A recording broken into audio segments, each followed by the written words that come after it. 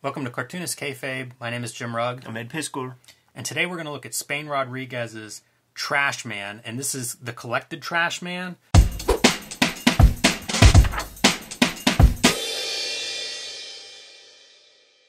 Up to this point, he had been appearing in Evo and the East Village Other. Right.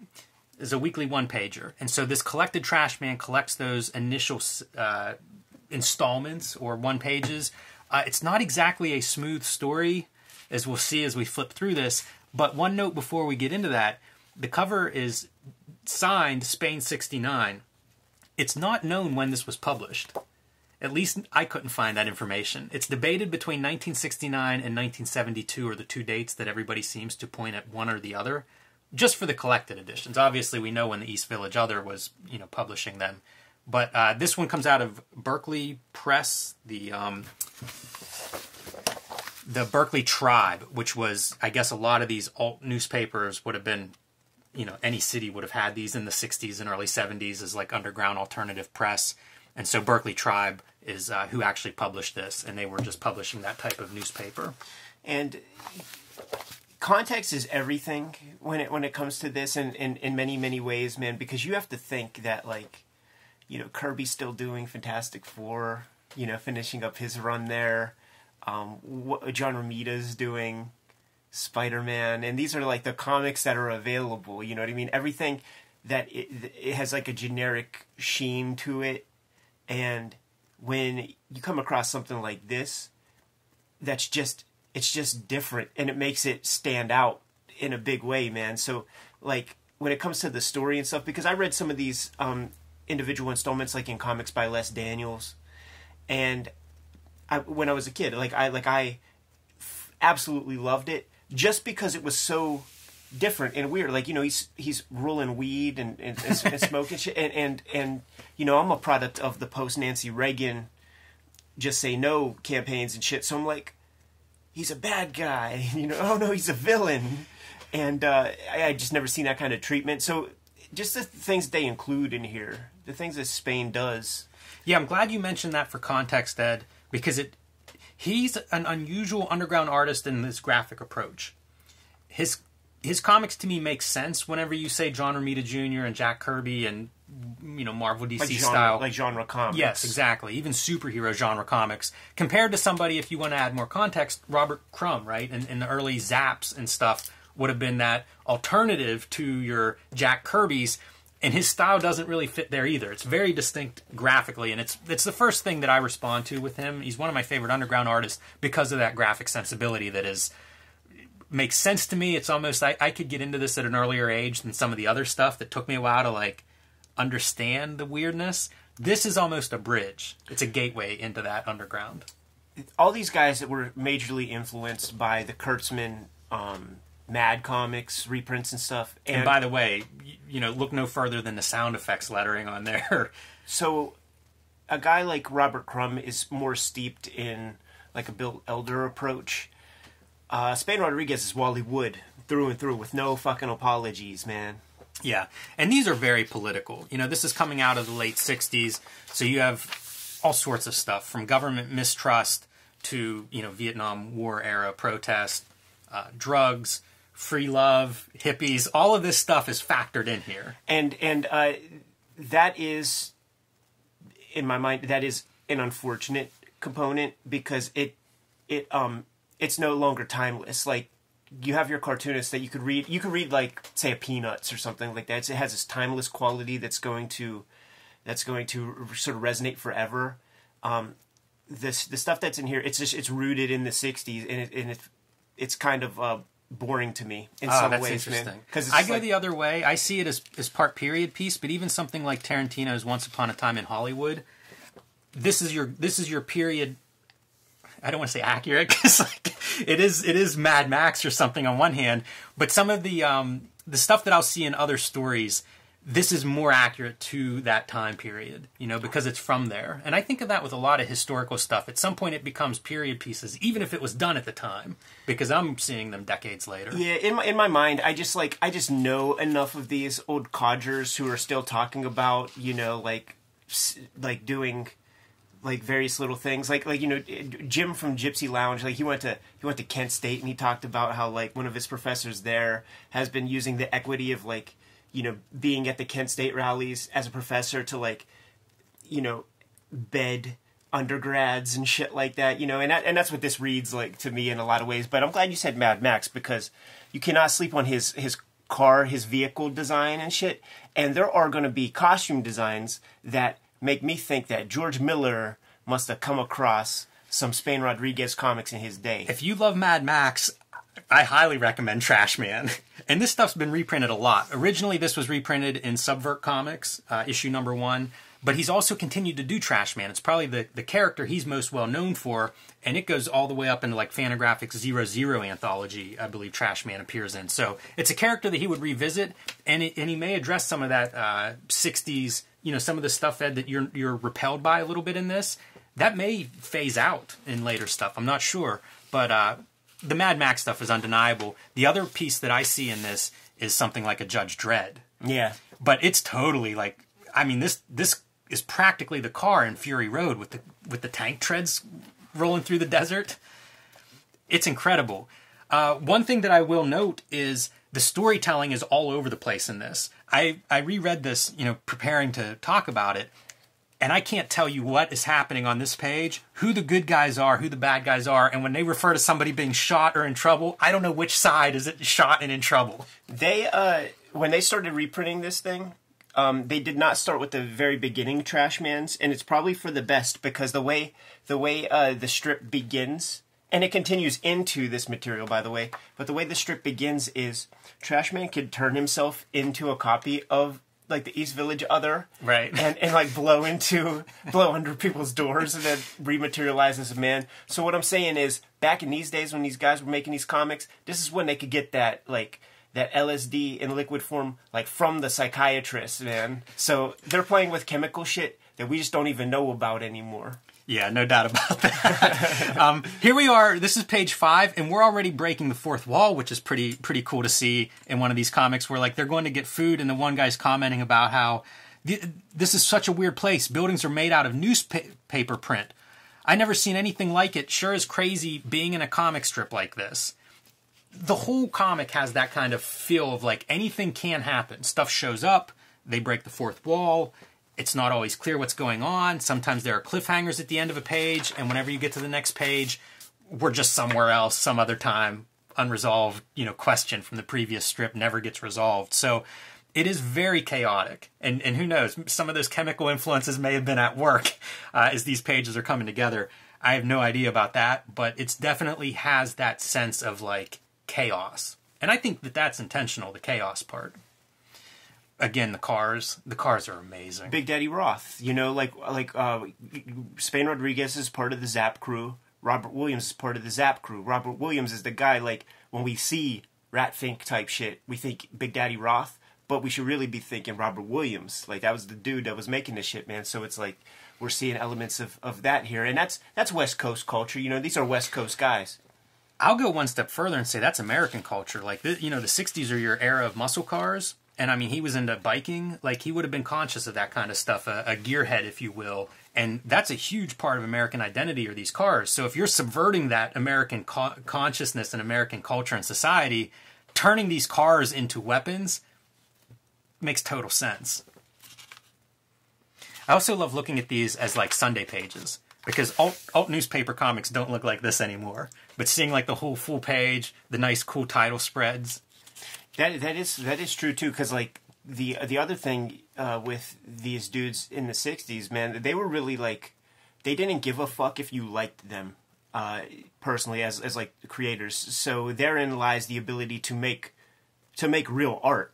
And there are a lot of these newsprint gimmicks that come our way, and we live in this like chilling effect era, man. Like when we did that Steve Bissett shoot interview, man, and he's talking about like having to navigate the waters of his students who might be offended by somebody else's work. Do you think that there isn't a student in that class whose art might be going a certain place, but then they just like see how some douchebag reacts, so they pump the brakes? That's what the modern newsprint anthologies are to me. Like, nobody's pushing anything, Nobody's like displaying some id because they're afraid to be quote unquote canceled. These guys didn't give a fuck. I thought you were going the other direction, where if you showed this to that class, would anybody not be offended by some part of it? I'm sure there would be plenty who wouldn't be, man, but there would definitely be chumps that would try to like ruin his career. This is a panel that reminds me of everything from G.I. Joe to Tom Scioli's Transformers and G.I. Joe to Jack Kirby. You know, very graphic and solid, like heavy, blocky forms. Yeah, Jay Disbrow, like Golden Age. You know, that's a EC cover. You know, Shock Suspense Stories cover type thing. Whenever he would. Could draw amazing guys running with submachine guns. Yeah. He does have a bunch in here, man, and it's not quite the same pose, but it's similar and it always looks good. I corresponded with him like right sort of at the end of his life, man, and sent him a bunch of my comics that I was doing, because I was doing comics with Jay Lynch, and some of them involved Spain Rodriguez, so I felt like, you know, like I should show him the deal, man. And one of the things he would give me some clinics, and I'm not a sentimental dude, and I'm a fucking idiot, and I don't have these things anymore, but he would do sketches and shit, and the double lighting is like the focus of his life, man. It's so badass. It's so graphic. Really awesome. And there are tons of these panels that are just sprinkled throughout. As an ink slinger, man, he is just going for it. There are so many of these pages where it's just background details, all these buildings drawn, the laboratory equipment. It's... You know, it's that, we talk about it, graphomania almost, but it shines on a big, nice platform like this. So I have a couple of notes I wanted to point out, and one of them is cartoon details that reminded me of things from Masamono Shiro's early works to Jamie Hewlett's Tank Girl, and it's stuff like, you know, just having these little bits of extra text and extra graphic things. Total assault upon culture, you know, in a lightning bolt. And so there are a lot of these little moments, but there's also a bunch of these like pop culture reference. Open the pod door, Hal. You know, referencing 2001: A Space Odyssey for this time period reminded me a little bit of Gary Panter as I was reading through this, and especially like his Jimbo and Purgatory kind of books that clearly are bringing in kind of the pop culture around them and just featuring them onto the pages. So pretty interesting in that regard too. And then of course, you know, you see this on almost every other pages is the insertion of sex and nudity in these pages, which to me is reflective of that society and culture at that time period. You know, I don't know how transgressive it is exactly. Maybe at the time it would have been, but also definitely like in the water of the period. Yeah, and it's also poking the bear too, man, because women's lib is a part of this situation as well, man. So it's like you add a little bit of this, man, to just kind of like, you know, all publicity is good publicity.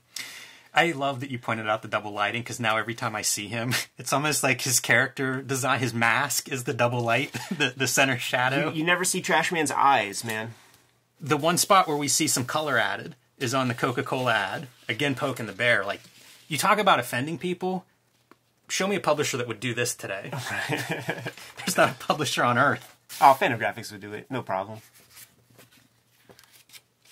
And just classic drawing, like that's a great page. Like I said, man, dude advancing with that submachine gun, like nobody could do it better.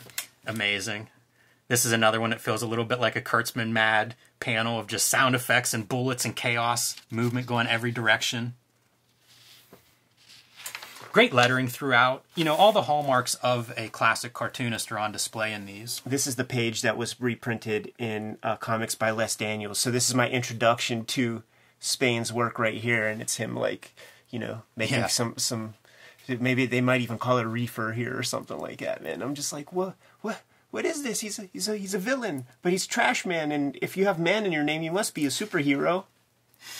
Very confusing. And then this crazy car, like I love this, man. Like I read and reread this like single page a million times, man. And it's classic genre comics. Into the glistening night plunges the Trashman, heading for a rendezvous with danger. It's great. It should be. It's such a cliche, except when you graft it onto an underground comic, it becomes, you know, it's almost part of the poetry of what he's making. Yeah, well said. And the cars never stop being great. His depiction of look at the car jumping. Oh yeah. The depictions of the urban setting too, like they're beautiful. Like all the city shots are just, you know, what can you say? Like really putting in the effort. Robert Crumb credits Spain as being like one of the other drawers in underground comics. And what he meant by that was like, Spain is a guy who's filling up sketchbooks with the same with the same veracity as Crumb was, man. Like that, those guys would be together, just filling up pages after page after page, and sometimes their interests overlapped, like the Hollywood double lighting and shit like that, man. So this calls to mind for me Apocalypse Now, and it's the reason I mention it is the snapshot of the times. You know, like, I'm sure that he's looking at news footage the same way Francis Ford Coppola would be looking at news footage whenever he's trying to put together shots and trying to build that story. Like, this is what I think you were probably seeing if you looked around, if you saw representations of Vietnam and imperialism and all the things that they would have been against at the time. The system, the man, the giant desk office. Yeah, man, you've seen that's in Twilight Zone, like... That's a trope for sure. Yeah, from Coen Brothers to Brazil, like, you know, there's no shortage of the giant desk boardroom power. And it would make sense, like if he would have made this comic like a year or two later, like this face would have been replaced with like that Bob Daub Church of the Subgenius face. It's like they figure out a perfect iconography for like the man. But it just took a couple years after that. Example of that urban setting that I'm talking about. Like, look at the detail, billboards and things. Wide variety of housing from like old brick apartment buildings to skyscrapers. It's amazing. I'd be so intimidated trying to draw something like that, and it looks perfect here. I thought of you, Ed, whenever I read this part. Not this part where he gets an STD and has to get a shot for it. Those were the days when all you needed was a pill to take care of. But the next panel is they're celebrating some kind of political success, and they're going to celebrate with Long Pig. And they go into the factory where they find a fat dude named Herbie, and I have to wonder, is this a reference to Herbie the Fat Fury? The timing lines up, obviously a comics fan, but harvesting a fat dude, and that's the Long Pig that they're going to eat in their big celebration. This page right here is probably my truest introduction to his work, because this is the page that is in Comic Book Confidential. And he shoots up the Democratic National. Well, there were those protests at the DNC in Chicago or whatever, where all sorts of violence erupted. This is almost his version of that. Yeah, and then we finish with Fight the Oppressor. These are pretty wild comics. I don't know how many people are reading this or what a print run of something like this is, or if this was really just a small subculture at the time. But if this were something that was over, it would be pretty upsetting to read this in the context of it being accepted or a major voice. Yeah, I don't know how to respond to that, man, because I just simply wasn't there. Right. But so happy to have this stuff in existence. And Trashman is scattered about. Like, it's hard to find all the Trashman stuff until the great Fantagraphics, publishers of the world's greatest cartoonists, decided to do a couple collections. They did two big collections of Spain's work: Street Fighting Men, and then one that is focused around girls. But I forget what the title to that one is. But the first 180 pages or so, 175 pages, are solely Trashman comics, man. So you can see how this stuff evolves over time when he's actually drawing it for the comic page. He reins some things in because he knows that the format's going to be smaller, but he doesn't slow down on the mania and all that. No, and look at all the marking on here. Different screen sizes, different mark making. Like, he is a drawer. Yeah, and those great graffiti. Those guys they abhorred too much white on the page, man. Yeah, not a problem in these comics for sure. Great page layout variety too. Yeah. So I encourage you guys. This is a very accessible book. Has some color. We can't skip on the drop kick delivered with roller skates to the face. That is a devastating move. Yeah, man. I saw a couple Wrestling could use a little more of that.